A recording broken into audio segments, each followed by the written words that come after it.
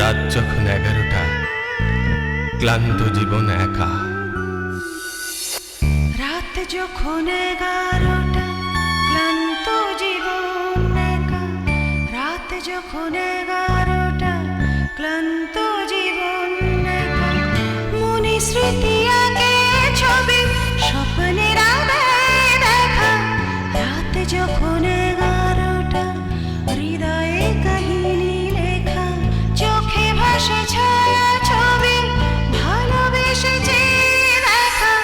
রাত যখন 11টা, ক্লান্ত জীবন একা। চেনা জানা এ জীবন, তবু লাগে অচেনা। নিজেকে চেনার এই অবসর জোটে না। রাত যখন 11টা, শ্রান্ত এ মন একা। রাত যখন 11টা, শ্রান্ত এ মন একা। আশা নিয়ে মনের জানালা খুলে রাখা। রাত যখন 11টা, শ্রান্ত এ মন একা। রাত যখন 11টা, ক্লান্ত এ মন একা। রাত যখন 11টা, শ্রান্ত এ মন একা।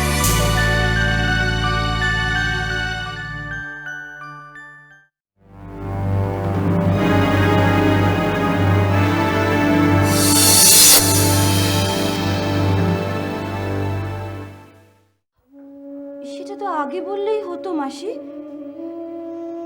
যেটা তুমি করতে পারো না সেটা করার জন্য কেন যে তুমি মিছিমিছি চেষ্টা করো আমি তো বুঝতেই পারি না। লজ্জা পাবো কেন?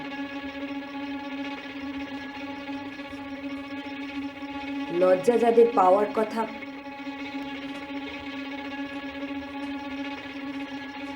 তাদেরই তো কোনো লজ্জা নেই। এত রাতে তো বাইরে বেরোনো উচিত নয়। দেখো বৌদি, আমি সারাটা দিন থাকি তোমাদের জন্য, কিন্তু রাত্রিরে আমাকে বেরোতেই হবে। ভালোই করেছো। আমার একা একা না একদম থাকতে ভালো লাগছিল না। আমারও কি একা একা থাকতে ভালো লাগছিল ওখানে।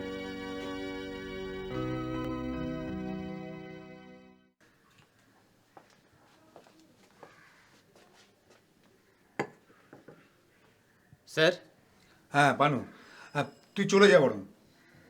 আপনার যদি কিছু দরকার লাগে স্যার। আমার এখন কিচ্ছুর দরকার নেই, তুই চলে যা। আর শোন, আমার কিন্তু আজকে ফিরতে একটু দেরি হবে, মানে রাত হবে। হ্যাঁ, তো ছুটি, যা। ঠিক আছে স্যার।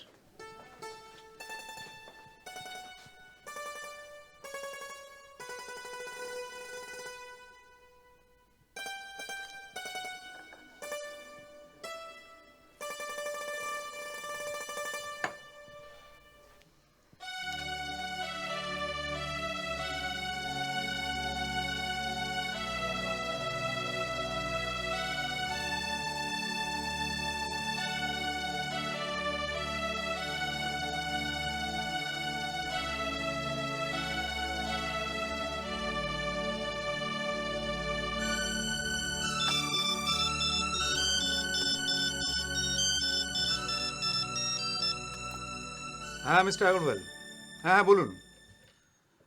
হ্যাঁ, আপনি একদম চিন্তা করবেন না। হুম হুম হুম আরে আমি তো আপনার কেস নিয়েই বসেছি। আরে ঠিক আছে ঠিক আছে, দেখবেন না কালকে কেউ কোর্টে দাঁড়াতে পারবে না। আরে এ আপনি কি বলছেন? হ্যাঁ, আপনি শুধু শুধু আমাকে এত বড় আসনে বসাচ্ছেন। আমি আমার কাজ করছি মশাই। দেখুন, আপনি ক্লায়েন্ট, আপনি ঠিক থাকলে আমিও ঠিক থাকবো। ওকে, হ্যাঁ হ্যাঁ হ্যাঁ হ্যাঁ, কালকে দেখা হচ্ছে। হুম হুম হ্যাঁ, গুড নাইট, গুড নাইট।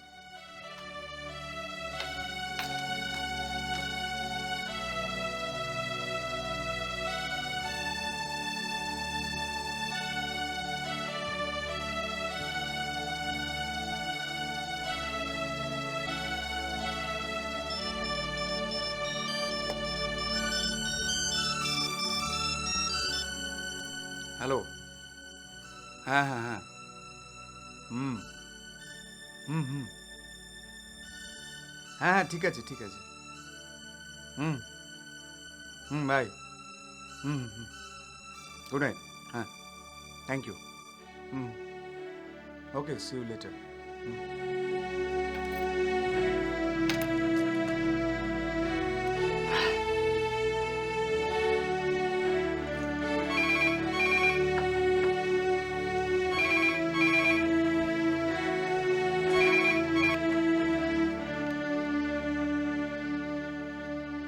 হ্যাঁ বলো, তুমি এখন ফোন করলে কেন? আমি তো বলেছি না। হ্যাঁ, সেটা সম্ভব নয়। হ্যাঁ, সম্ভব নয়। প্লিজ আমাকে বারবার ডিস্টার্ব করবে না, প্লিজ। No, never. এবার কিন্তু আর না, আমি তোমার ভয় দেখাচ্ছি না, আমি তোমাকে বলে দিলাম। হ্যাঁ, আমি ফোনে কোনো কথা শুনতে চাই না। শোনো, আমি কিন্তু এবার ফোনের লাইনটা কেটে দেবো। হ্যাঁ হ্যাঁ, কেটে দিতে বাধ্য হব। দেখো, বাজে কথা শোনার সময় আমার নেই। হ্যাঁ, আমি কোনো কথা শুনতে চাই না।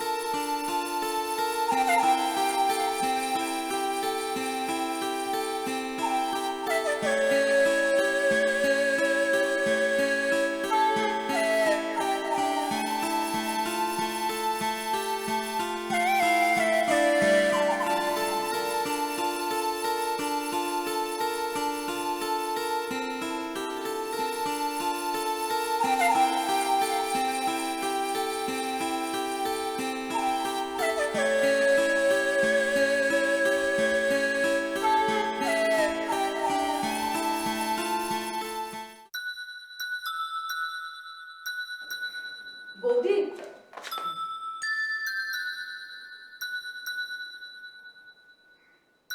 আসবো?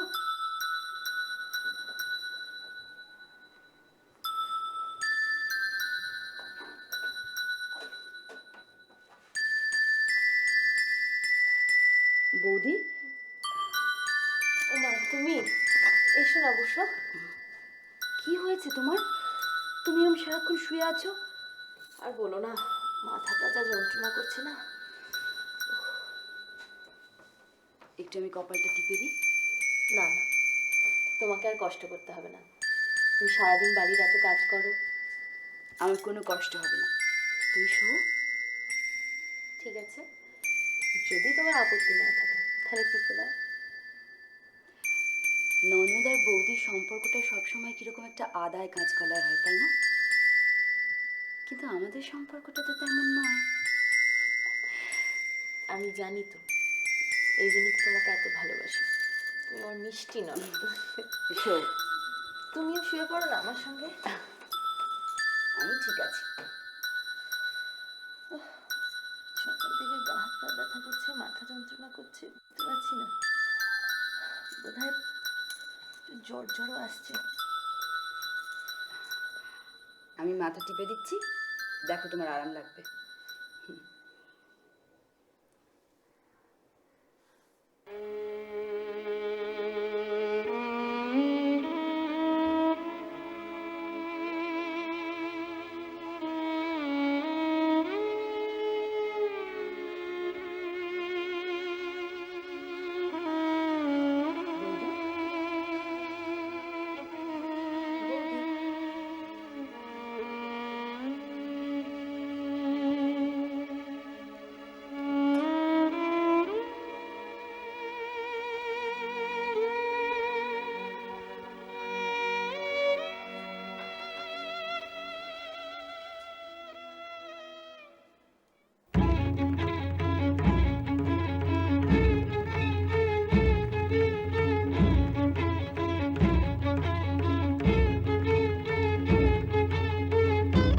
পাহারা দিচ্ছ মাসি, যাতে রাতে আমি বেরোতে না পারি?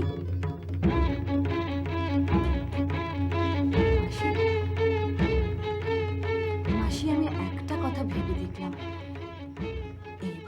রাত্রিবেলা বেরোনোটা আমার ভালো দেখায় না। আর তাছাড়া বাড়িতে নতুন বৌদি এসেছে, সেই বা কি ভাববে বলো? সত্যি বলছিস? তোমাকে এসব নিয়ে আর এক্কেবারে চিন্তা করতে হবে না। তুমি তো ঠিকই বলেছো মাসি, আর তোমার কথাটাও তো আমার মানা উচিত। হাজার হোক তোমরা তো আমাকে খাইয়ে পরিয়ে মানুষ করেছো। ছি ছি, এ কি বলছিস মা? এসব কথা বলতে নেই, কখনো বলবি না। আচ্ছা মহুয়া, তোর কি মনে হয় আমরা তোকে একটু ভালোবাসি না? বল। আমি জানি মাসি, আমি জানি তো তোমরা সবাই আমাকে খুব ভালোবাসো। হ্যাঁ, সত্যি আমরা তোকে ভালোবাসি। তবে এই যে সিদ্ধান্তটা তুই নিয়েছিস, আমি খুব খুশি হয়েছি, বিশ্বাস কর। তুমি কিসে খুশি হও না হও সেটা আমি খুব ভালো করে জানি মাসি, আর তোমাকে খুশি করাটাই তো আমার একমাত্র দায়িত্ব। তাই আজ থেকে তুমি যা যা বলবে আমি ঠিক তাই তাই করব। তোমাকে আর কোনো ব্যাপার নিয়ে চিন্তা করতে হবে না। এবার চলো তো, খেতে যাবে, চলো চলো। আমি তোমাকে কথা দিলাম, তুমি আর কিচ্ছু নিয়ে চিন্তা করতে হবে না। চলো। কালকে রাত্রে আপনার ঘুম হয়েছিল মা? আপনার চেহারাটা কেমন যেন শুকনো শুকনো লাগছে, ঘুম হয়নি? হ্যাঁ বৌমা, আমার তো মনে হয় বহু বছর পর গতকাল রাতেই আমি সব থেকে ভালো ঘুমিয়েছি, বুঝেছো? মা আপনি এখন ড্রয়িং রুমে যাবেন তো? হ্যাঁ যাবো। চলুন আমি নিয়ে চল। মা বলছি আজকে তো যা যা বাজার আছে কি কি রান্না করবো একটু আমাকে বলে দেবেন? তোমার ঘর, তোমার সংসার, তুমি যা ভালো বুঝবে তাই করবে, কেমন?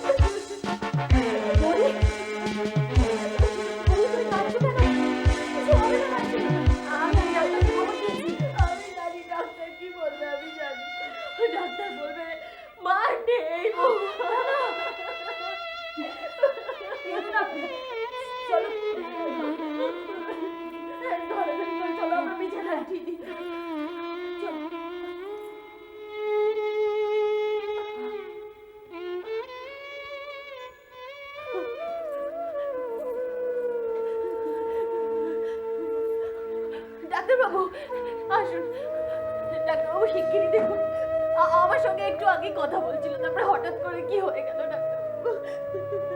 কি হয়েছে? আমি আমি হুইল চেয়ারে করে নিয়ে যাচ্ছিলাম, হঠাৎ করে চাকাটা কিসে একটা ধাক্কা লাগে, তারপরে পড়ে যান উনি। কি হলো ডাক্তারবাবু? আপনি চুপ করে আছেন কেন? বলছেন না কেন কিছু? I am sorry, she is no more. ওই হুইল চেয়ার থেকে পড়ে গিয়েই হয়তো ব্রেন হ্যামারেজ হয়ে গিয়েছে কিংবা হার্ট অ্যাটাক, যার কারণে উনি মারা যান।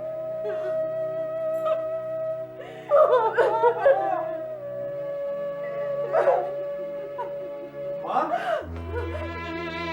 কি হয়েছে মা?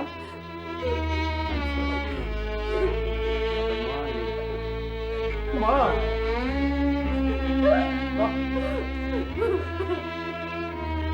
হুইল চেয়ার থেকে পড়ে গিয়েছে, আর তাতেই সম্ভবত কি বলছেন কি আপনি? তোমরা কোথায় ছিলে? কি রে বলছিস না কেন? সন্ধ্যেবেলা এসে ডেথ সার্টিফিকেট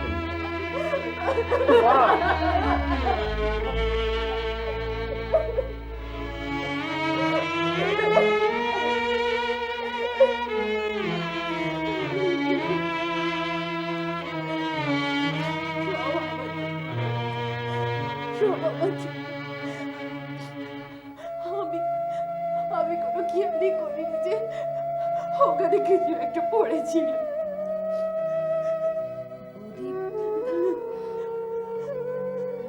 তোমরা তোমরা এইভাবে আর এখানে কতক্ষণ বসে থাকবে?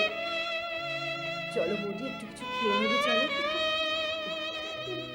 আমাকে একটু বেরোতে হবে, অফিসে অনেক ক্লায়েন্ট অপেক্ষা করছে হয়তো।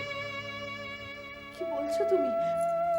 মায়ের কাজের কটা দিনও তুমি বাড়িতে থাকতে পারবে না? সেটা সম্ভব নয়, এবং তুমি সেটা ভালো করেই জানো। এতগুলো ক্লায়েন্ট, তাদের এত সমস্ত কেস, আমাকে অফিসে যেতেই হবে। কিন্তু কোনো কিন্তু নয়,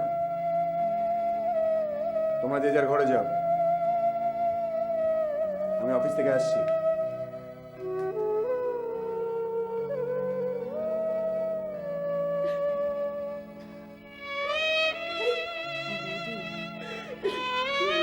বৌদি, এখানে বসে কান্নাকাটি করে তুমি কি করবে বলো? চলো বৌদি, ঘরে চলো, মন খারাপ করো না, চলো।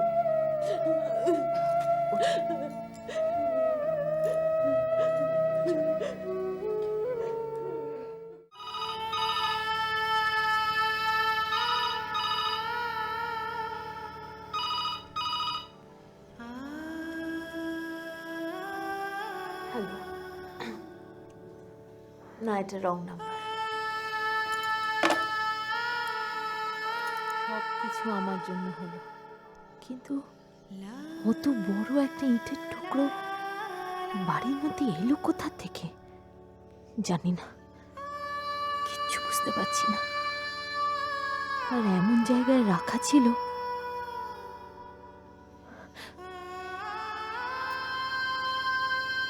বৌদি,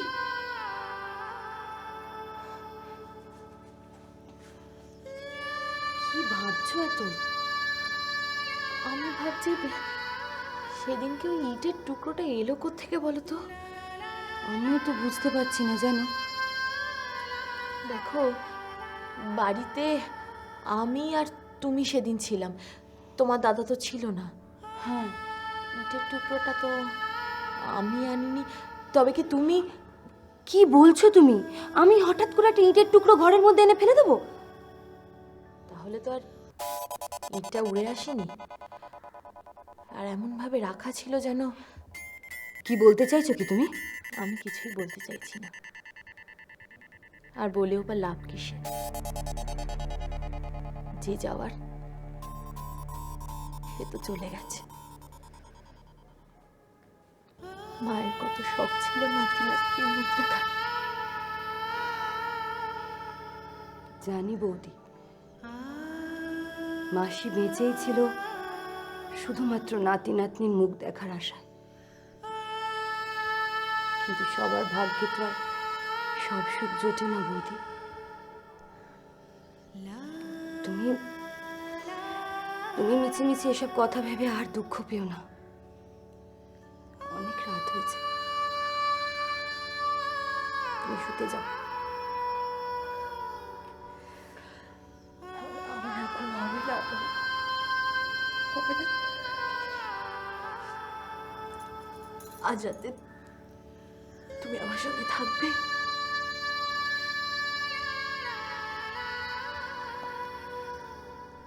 তুমি নিজের ঘরে যাও, আমি দেখছি।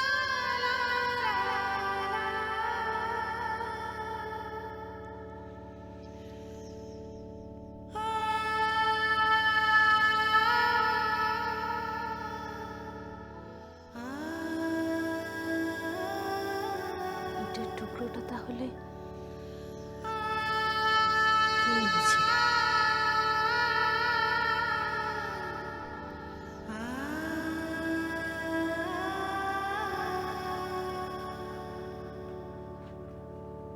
আমি আজকে কিছুতেই বেরোতে পারবো না। মাসি মাত্র দিন 15 হলো মারা গেলেন। তুই প্লিজ বোঝার চেষ্টা করো। কিন্তু আমার একটা অন্যরকম সন্দেহ দেখা দিচ্ছে। সন্দেহ? কিসের সন্দেহ?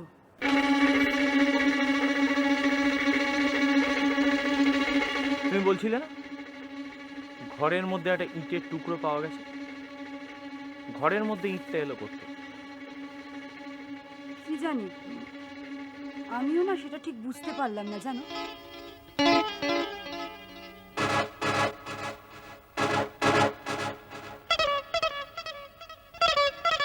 আজকে দিনটা শুধু শুধু নষ্ট হলো বলো। প্লিজ তুমি একটু বোঝার চেষ্টা করো। সে না হয় আমি করলাম।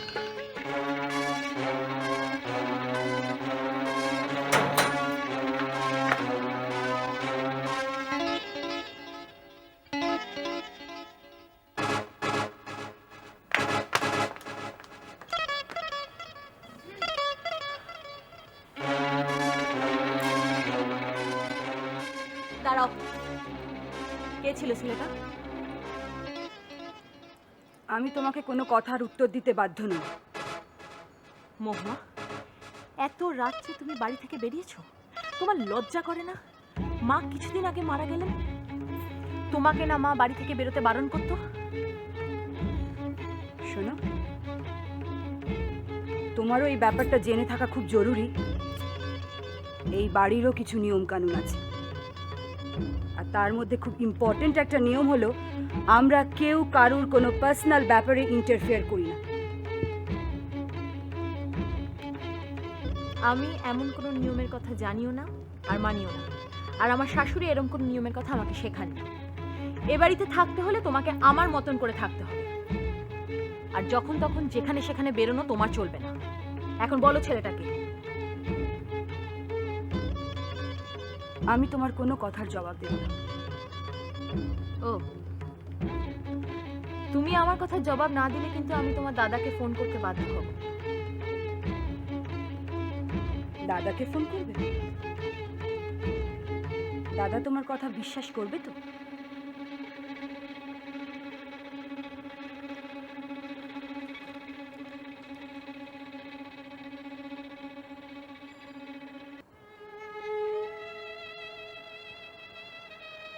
কে ছিল ছেলেটা? আগে তো কোনোদিন দেখিনি। দীপুকে আমাকে ফোন করতেই হবে। কি নিয়ে এত কথা বলছিল ওরা? আমাকে সব কথা জানতে হবে।